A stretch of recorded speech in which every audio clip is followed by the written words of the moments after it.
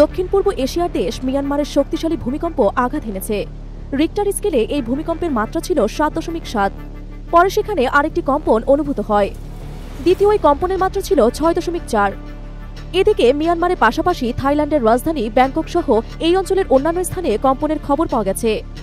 মিয়ানমারের এই ভূমিকম্প ব্যাংককে বেশ তীব্রভাবে অনুভূত হয়েছে এবং কম্পনের তীব্রতায় নির্মাণাধীন ভবন ধসে পড়ার ভিডিও ফুটেজও সামনে এসেছে। শুক্রবার পৃথক প্রতিবেদনে এই তথ্য জানিয়েছে সংবাদ মাধ্যম আল জাজিরা ও ব্যাংকক পোস্ট। অবশ্য ব্যাংকক পোস্টের প্রতিবেদনে এই কম্পনের মাত্রা 7.4 বলে উল্লেখ করা হয়েছে। মার্কিন ভূতাত্ত্বিক জরিপ সংস্থা ইউএস জিওলজিক্যাল সার্ভে অনুসারে মিয়ানমারে 7.7 এবং 6.4 মাত্রার ভূমিকম্প আঘাত এনেছে। এছাড়া থাইল্যান্ড এবং এই অঞ্চলের অন্যান্য স্থানেও শক্তিশালী কম্পন অনুভূত হয়েছে বলে জানা গেছে। স্থানীয় সময় দুপুর 12:50 সাগাং শহরের 16 কিলোমিটার উত্তর পশ্চিমে 10 কিলোমিটার গভীরে এই ভূমিকম্প আঘাত হানে বলে ইউএসজিএস জানিয়েছে।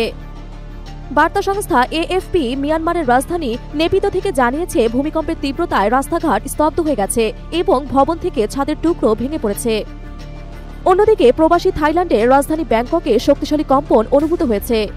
ব্যাংকক পোস্ট বলছে শুক্রবার বিকেলে মিয়ানমারের 7.4 মাত্রার ভূমিকম্প আঘাত এনেছে এবং এর জেরে ব্যাংককে কম্পন অনুভূত হয়েছে।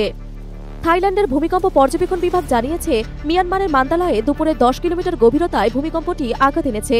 আবহাওয়া বিভাগ জানিয়েছে ব্যাংকক সহ থাইল্যান্ডের অনেক জায়গায় ভূমিকম্প অনুভূত হয়েছে। এদিকে আজ দুপুর 12:25 রাজধানী ঢাকা সহ দেশের বিভিন্ন স্থানে ভূমিকম্প অনুভূত হয়েছে।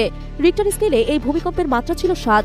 এর উৎপত্তিস্থল ছিল বাংলাদেশের পাশের দেশ মিয়ানমারের মান্দালয়। ঢাকা থেকে উৎপত্তিস্থলের দূরত্ব 597 কিলোমিটার।